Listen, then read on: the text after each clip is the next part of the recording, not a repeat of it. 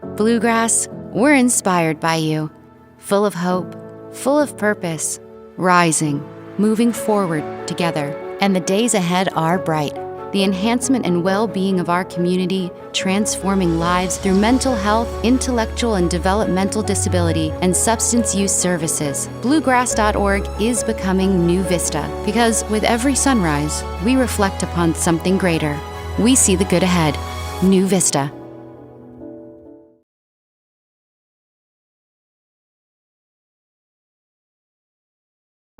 When you're named the #1 hospital in Kentucky for 5 straight years, it comes with enormous responsibility. A responsibility that we are honored to hold. It means that no healthcare challenge is too big or too small. It means that we will always show the best of us. It means that we are the hospital to meet the healthcare needs of the Commonwealth. The best in Kentucky, the best for Kentucky. UK Healthcare, the power of advanced medicine. All right, can everyone see that? I believe my screen sharing is working now. Yeah, I see it. Good deal. All right. Go back one. Hello, and welcome. This is one of our final workshops for the day, and I appreciate everyone being here.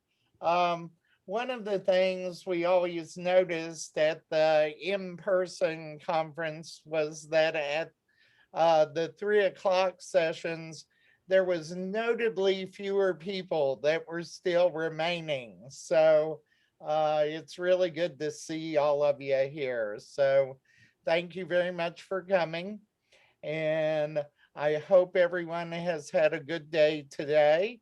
And I'm glad you guys came here, and it's wonderful seeing so many peer support specialists in one place. And this is a topic that I really like to talk about, and it's really kind of cool because I just did the ethics workshop, and this just kind of dovetails nicely with that workshop. So it's all gonna kind of go together. So let's do that. Let's review the basics of peer support. So who are adult peer support specialists? How about let's have a peer support specialist read this for us. I'll go. Okay, peer support workers are people who have been successful in the recovery process, who helped others experiencing similar situations. Through shared understanding, respect, and mutual empowerment, peer support workers help people come and stay engaged in the recovery process and reduce the likelihood of relapse. Peer support services can effectively extend the reach of treatment beyond the clinical setting into the everyday environment of those seeking a successful, sustained recovery process. Thank you very much. Jennifer, right? Yes, that is correct, Jennifer. No, thank you so much.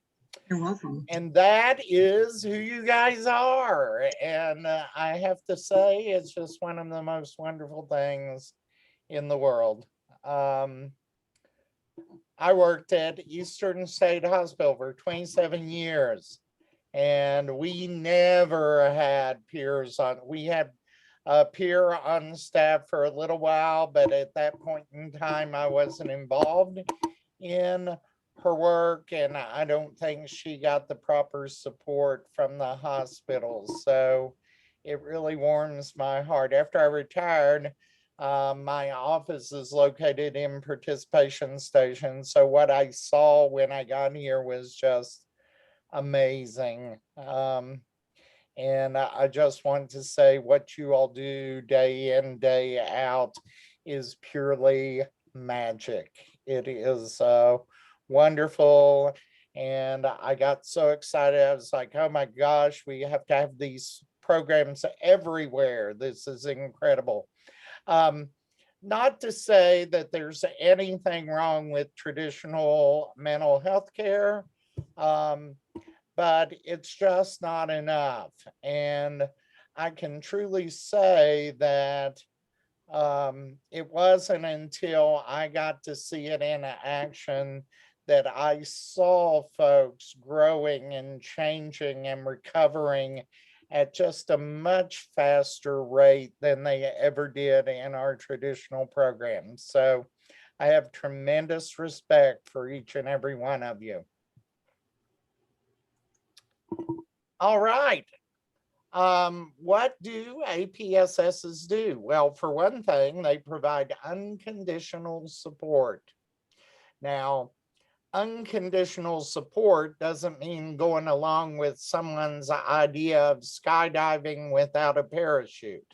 However, you know, the guiding principle is you're most concerned as a peer specialist what that individual wants, you know, and you want to advocate. Number two, advocate for what the client wants. Number three, one of the most powerful pieces of being a peer support specialist is sharing your own experiences. And I just can't tell you how powerful it is to sit down with someone who is in the throes of being symptomatic and telling him, look, I've been there. I know what it's like. I'm so sorry you're dealing with this. Let me tell you what I experienced and what got me to the place that I am now. Extremely powerful, extremely powerful. You want to remain hopeful for the client's recovery because, as we all know, the cornerstone of recovery is hope. And assist clients with setting goals and accessing resources. You'll notice the most important word in number 5 is the word assist. You know, if you end up doing it for them, first of all, it wouldn't be their goals. And if you access the resources for them, they're not going to be nearly as successful. And that's just the way it is. So, our mantra, what does a peer support specialist not do? Well, it's not the role of a peer specialist to fix anyone. It's not your job to save people. It's certainly not your job to set people straight. And then no judging and no advising. Peer support is a non-clinical role. However, it is just as important as the clinical roles that the clients may be receiving support from and help from. So again, I don't mean to badmouth traditional services because they're very important. Just like I don't wrap up the medical model and throw it out the window, because a very important part of someone's recovery is getting the appropriate treatment. So, peer support is the act of people who have had similar experiences with mental illnesses, substance use disorders, giving each other encouragement, hope, assistance, guidance, and understanding that aids in recovery. It can be done anytime or anywhere when 2 or more peers are in a mutual supportive relationship. So there are different kinds of peer support. Right now, we're not necessarily talking about formal peer support. There is informal peer support as well. It happens all the time.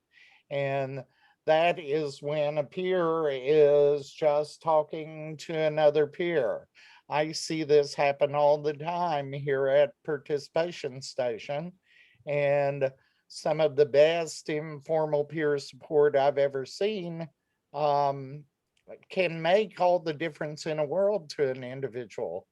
Breast cancer survivors share with others that are newly diagnosed. And it's so powerful when they say, let me tell you what it's like when you go through chemotherapy and some of the things that helped me when I did that. And employees gather at the water cooler and talk about their bosses. That is peer support. That venting, that frustration, being able to talk to someone else. College study groups are informal peer support.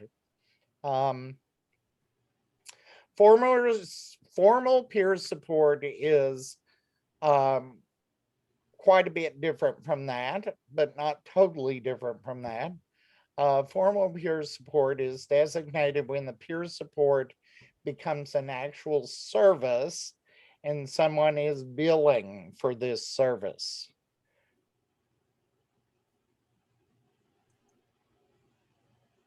Intentional peer support is a process where two people or a group of people use their relationship to look at things from new angles, new ways of looking at things, develop a greater awareness of the personal and relational patterns, and to support and challenge each other as they try new things.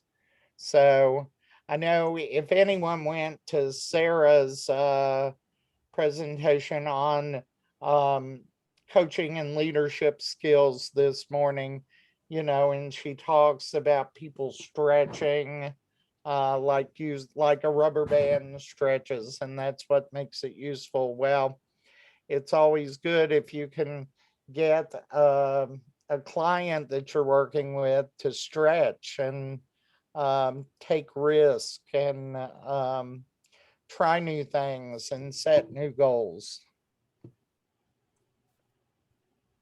Individual peer support is different from traditional service relationships because they look beyond the notion of the individuals needing to change.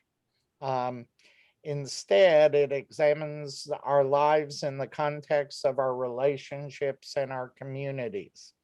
And that all goes along with it's not a peer specialist role to save or fix or set people straight.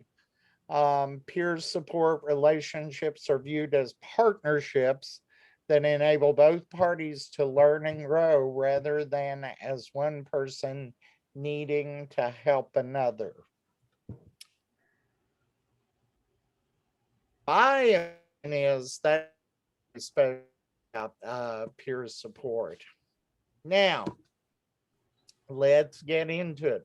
What does it mean to drift? Can someone unmute and tell me what they think drifting means? Ooh, go back. Drifting towards something you don't want to be. Okay. Basically getting away from the truth and the help that you're trying to give another patient. Right, because you're kind of shifting there. It's kind of, drifting. It's a shift. So the concept of peer drift is fairly new concept in the peer specialist world, and one of the reasons for that is because peer support is such a young discipline. Now, for some of our folks, and I know some of our folks in here, I'm thinking of you, Susan. You've been doing this for a long time, but still, in the grand scheme of things, peer support is a very, very young discipline. So peer support drift or peer drift occurs when the peer specialist begins identifying more with their clinical coworkers than they do identifying themselves as a peer. Because when that happens, what you'll see are some differences occurring. And this is a phenomenon that occurs over time. So what I will encourage you to do is just try to find ways to ward this off. So things that bring you back to the heart of peer support if you see yourself starting to drift. So this is a nice little chart here that kind of identifies those differences. Peer identity, they have a great sense of comfort using their recovery story as a tool. When a peer specialist is drifting, they start becoming uncomfortable in sharing their recovery story, or they may be hesitant to share it. And again, that's largely because they begin identifying with the clinicians, and they're not taught in school to be very self-disclosing when working with a client. So the next one, peer support, the peer identity is peer support is an opportunity of mutual learning. That's where in your relationship with your clients, you are looking to learn as much from them as they learn from you. Whereas folks who start drifting may find themselves becoming more instructional when they're working with clients and doing nothing but giving them information to try to guide them in the direction they think is the peer specialist thinks is best for them. The peer identity focuses on strengths, opportunities, and skills. And when you start drifting, you find yourself focusing more on barriers and symptoms and the individual's diagnosis. And I'm not saying, I would imagine there's no one here that finds themselves drifting, but just in case, these are things that it's very important to know so you can ward it off. Peer identity, you find your voice, make decisions, take risks. And when you start drifting, you begin deferring decisions, avoiding challenge and stress. And one of those areas that this might occur is in the peer specialist role as the treatment team's advocate for what the patient wants. And that's a very important role for the peer specialist, is to be that advocate for the person that they're providing services for. Peer identity has self-confidence, security, and pride. And when you begin drifting, you can be plagued with self-doubt, insecurity, and shame. Sometimes a peer may share their recovery story with one of their coworkers, and they don't get a response that is very appropriate because coworkers are as different as the world is long. So you may find yourself avoiding talking about your illness or your diagnosis or your addiction. So it's very important. And I think that chart is a good contrast of where the peer supporter comes from and where they're going to. So what are the differences and where is the overlap between the peer supporter perspective and the clinical perspective? And I got to tell y'all, I put this in here because this is a wonderful presentation. Do y'all recognize this woman? Pat Deegan, I believe she's probably talked about in every adult peer support specialist training that are out there. So she is absolutely wonderful. She has a website, patdeegan.com, that I would encourage everyone to go to. It is just fantastic. And she has webinars as well on her website. Now, I think there may be a cost for them. So let's take a look at the peer support perspective and the clinical perspective and the areas that there's an overlap, because they do overlap. It's not one way or the other. And we are not by any means saying that clinicians are not recovery oriented, because the vast majority of clinicians are very recovery oriented. Perhaps not the vast majority. I'll tell you, I take that back. The peer perspective is an emphasis on sharing and exploring life experiences where both individuals share personal experiences and perspectives. The clinical perspective, the emphasis is on exploring program participants' experiences with less expectation for the clinician to share their personal experiences. And I think we all can agree that that's the case, although there are clinicians that will share personal information. The overlap is the importance of connection, of finding that common ground and respect. There are many ways to understand the experience of what gets diagnosed as mental illness: bio, psychosocial, spiritual, cultural, distress as a teacher, altered states, etc. And then in a lot of the clinical perspective, the biopsychosocial approach is the main framework for diagnosis and treatment, while utilizing a cultural competency framework. But both of them have a commitment to support the person in making meaning out of their experiences.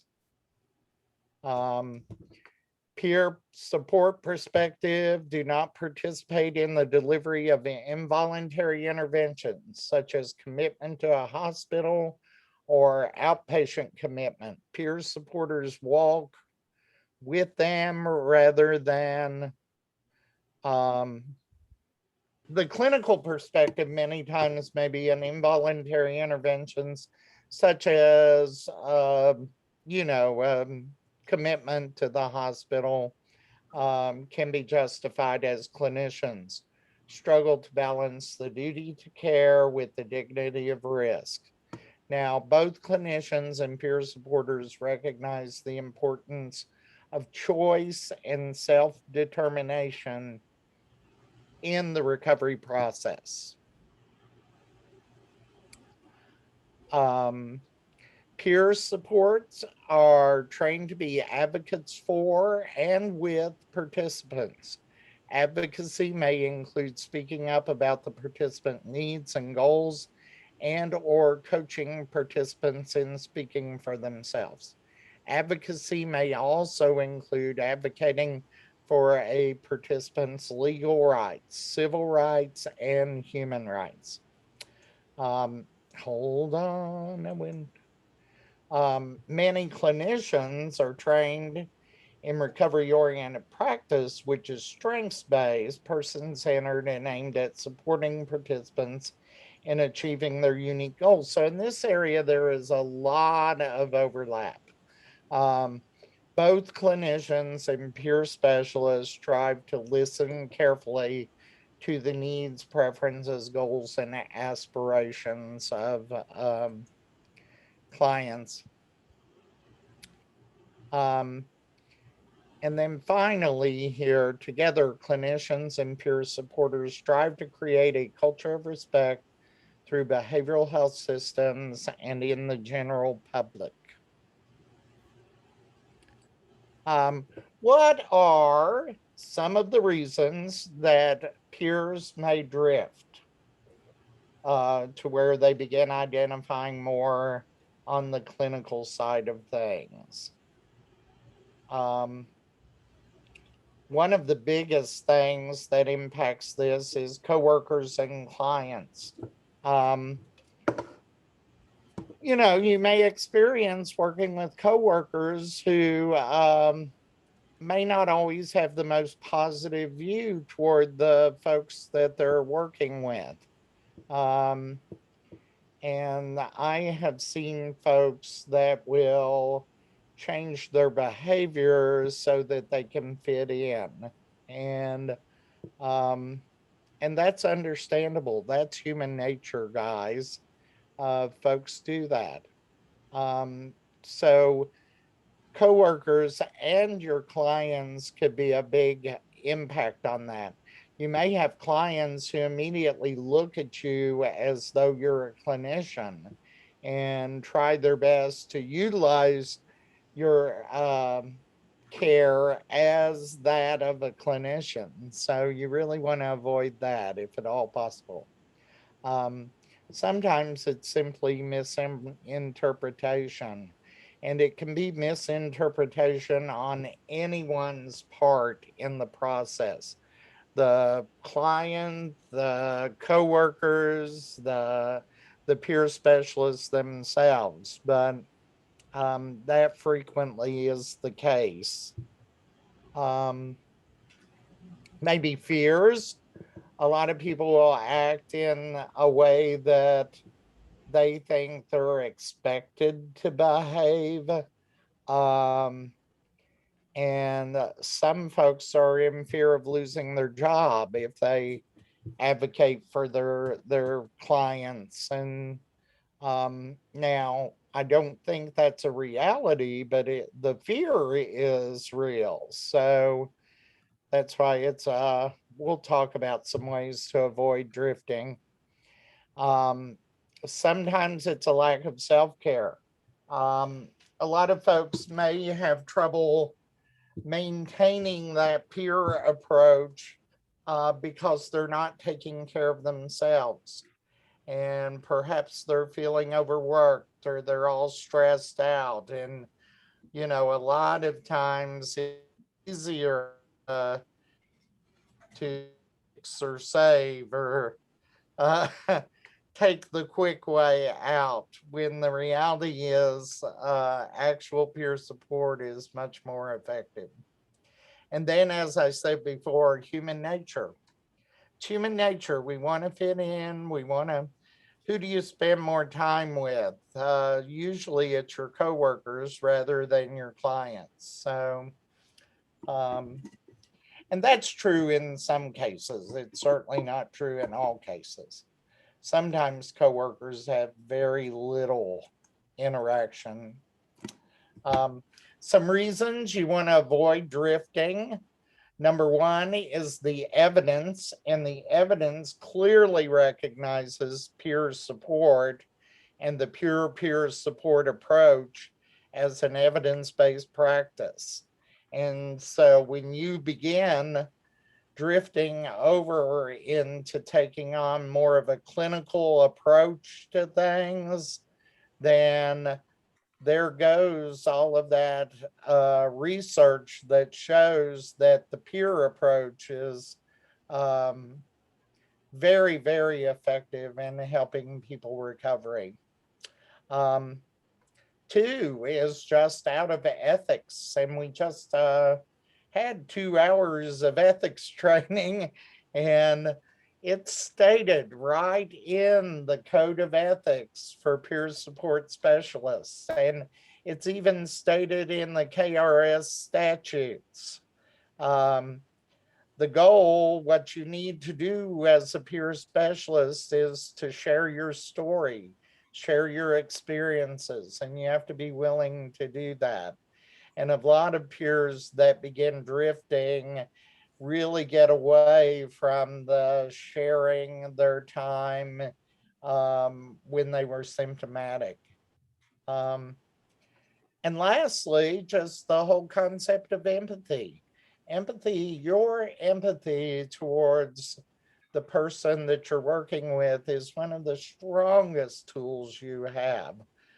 Being able to put yourself in their place and to try to understand why they feel the way they do about what's going on in their life. So, those are all just incredibly important reasons to steel yourself to stay true to those concepts of peer support.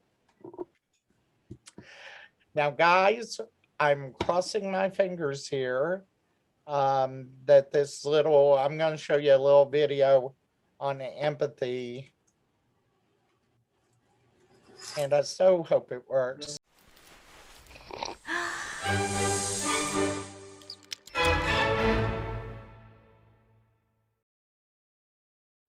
So what is empathy, and why is it very different than sympathy? Empathy fuels connection. Sympathy drives disconnection. Empathy, it's very interesting. Teresa Wiseman is a nursing scholar who studied professions, very diverse professions where empathy is relevant, and came up with 4 qualities of empathy. Perspective taking, the ability to take the perspective of another person or recognize their perspective as their truth. Staying out of judgment, not easy when you enjoy it as much as most of us do. Recognizing emotion in other people and then communicating that. Empathy is feeling with people. And to me, I always think of empathy as this kind of sacred space when someone's kind of in a deep hole and they shout out from the bottom and they say, I'm stuck, it's dark, I'm overwhelmed. And then we look and we say, hey, you climb down. I know what it's like down here, and you're not alone. Sympathy is, ooh, it's bad, no. You want a sandwich? Empathy is a choice, and it's a vulnerable choice, because in order to connect with you, I have to connect with something in myself that knows that feeling. Rarely, if ever, does an empathic response begin with at least. Yeah. And we do it all the time. Because you know what? Someone just shared something with us that's incredibly painful, and we're trying to silver lining it. I don't think that's a verb, but I'm using it as one. We're trying to put the silver lining around it. So, I had a miscarriage. Oh, at least you know you can get pregnant. I think my marriage is falling apart. At least you have a marriage. John's getting kicked out of school. At least Sarah is an A student. But one of the things we do sometimes in the face of very difficult conversations is we try to make things better. If I share something with you that's very difficult, I'd rather you say, I don't even know what to say right now, I'm just so glad you told me. Because the truth is, rarely can a response make something better. What makes something better is connection.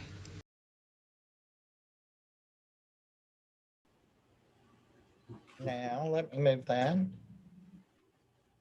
And to the next one.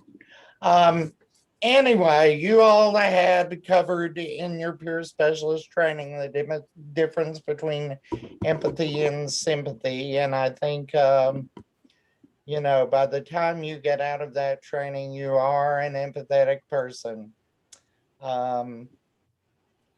Peer support specialists engage in empathetic support. Recognizing emotions in other people, I can put myself in your position, and you can do that because of your lived experience. If you think back to those times in your life that you were struggling so, and look at where you are now, you can really understand what they're going through at the time. And that is what allows you to be empathetic. It is difficult to be empathetic sometimes if you're trying to help someone who you can't even begin to connect with how they might be feeling in their situation. So some good communication tips are, just like she said, anything when you start with at least, or it could be worse, you're really minimizing their feelings. But there's something very powerful of just looking at someone when they're telling you what's going on in their life, and it sounds like, it sounds like you're in a really hard place now. Tell me more about it.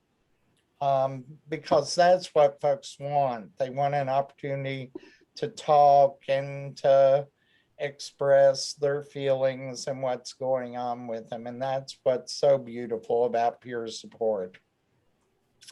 So, guys, okay, it's 15 till. Let me go to where I can see everyone. Yay.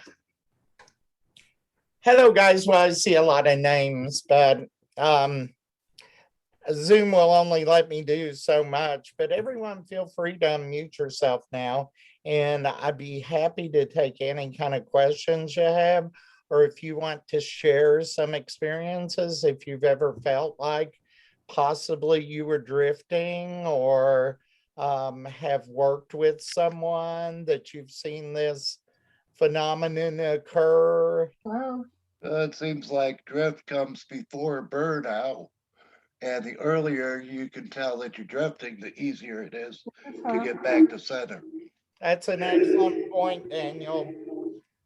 And you're right, it is. I think if we notice these things in our peers, support people that we work with, we should be honest and let them know what's going on. Like for instance, if I started to drift, I would want somebody to tell me that they, see the symptoms. Right. And people are hesitant to do that. I'll tell you a really wonderful thing. Andrew, I'd like to do a little commercial for your peer drop-ins. Okay. Check-ins. If you want to do that, that would be fabulous. Yeah, we could. Well, we have them on Tuesday mornings from 10 to 11 Eastern time. And that would be a good topic for us to talk about in a check-in, is just your drift. Also, I think if you don't want to kind of single someone out, maybe you could talk about it in a group peer team meeting. Right. And just talk about, how sometimes this happens and what the warning signs are. And that at least might get people thinking about it. And then the supervisor would also hear that. So the supervisor might be able to recognize that. Right. And then that reinforces, we've said all along, it's really important as a peer specialist to be an educator in the clinical world, so that clinicians really understand peer support and what it is, and what are the best uses of your all's talents. So very true. Very true. Does anyone have any questions? I just want, this is Rebecca, and I recently had an experience with drifting, but it started out with burnout.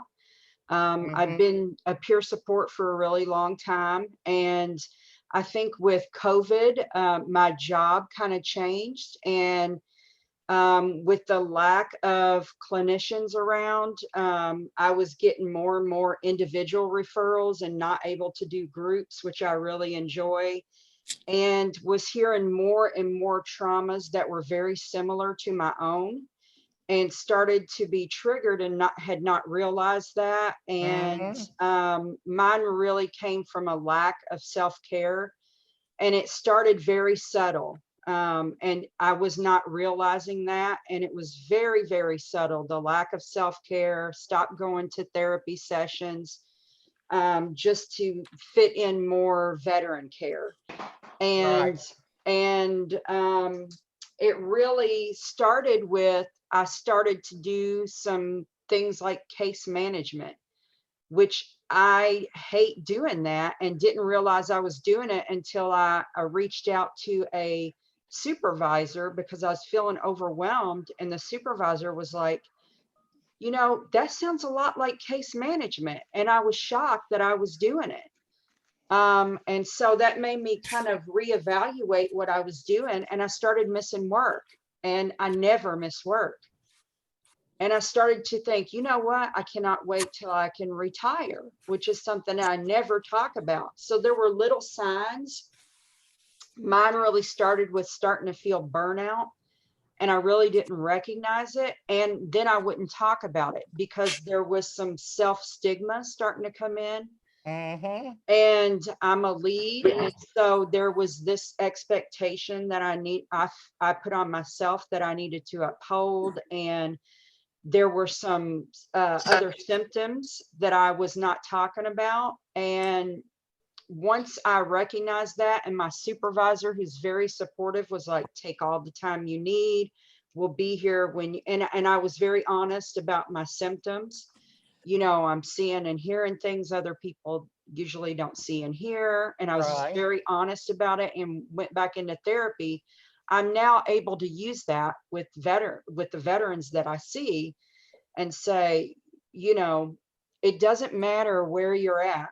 Recovery's not that linear. It's up and down, and it's wavy, and it gets ugly sometimes. It does. And it just shows resiliency. I now use that as resiliency, but it can creep up on you. And before you realize it, no matter how long you've been doing this job, you start seeing some drift. And I really wanted to do this webinar because it can happen to you, you know, no matter what position you are, how long you've been doing peer support. And things like COVID coming in and changing the way that the way you traditionally have been doing things. And it's not like wham, you see it. It starts very subtle. So I just wanted to kind of put that out.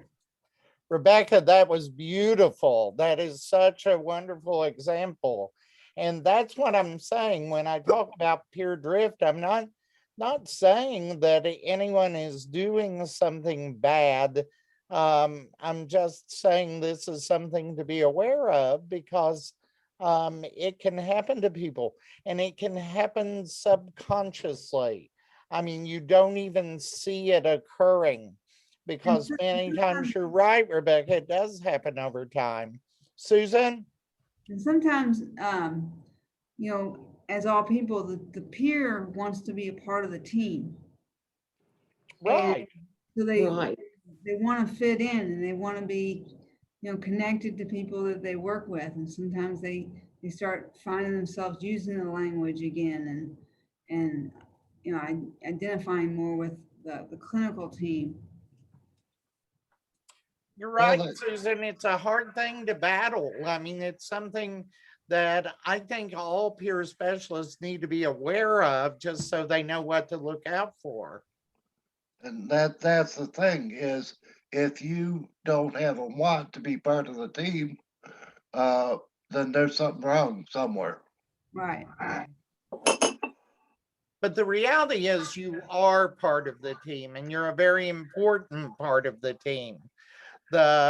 What you need to remind yourself is you are providing a service that they can't provide. You know, if you don't have that lived experience, you cannot provide peer support. So you have to have a place in your life that you have done the battling and came out on the other end and pulled yourself into recovery and worked step by step and finally made it to where you're moving forward. You're not stuck. You're not stuck in one of those earlier stages of recovery. So yeah, y'all are awesome. Thank you. And thank Rebecca for her testimony. I know that was really, you touched my heart, girl. Yeah. Me too. Yeah, that was awesome. Thank Can you. I share one more story, David, before we go? You sure can, Daniel. Okay, back when peer support first started, I had a therapist that was schooled on the medical model, and she took great pleasure in trying to drive me into relapse. And I put up with that for about a month. Then I complained about it. And then I turned around and I told my supervisor, hey, I'm taking a week off. There's nothing you can do about it.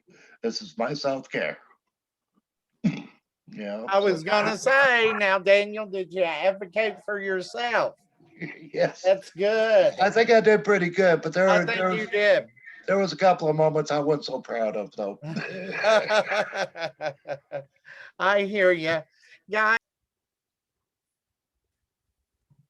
And guys, let me just give you a big, huge thank you for attending today. As with everything, I've been doing some workshops, but I believe I've learned more from you guys than you would have ever learned from me. So I appreciate you all so much, and I appreciate what you do.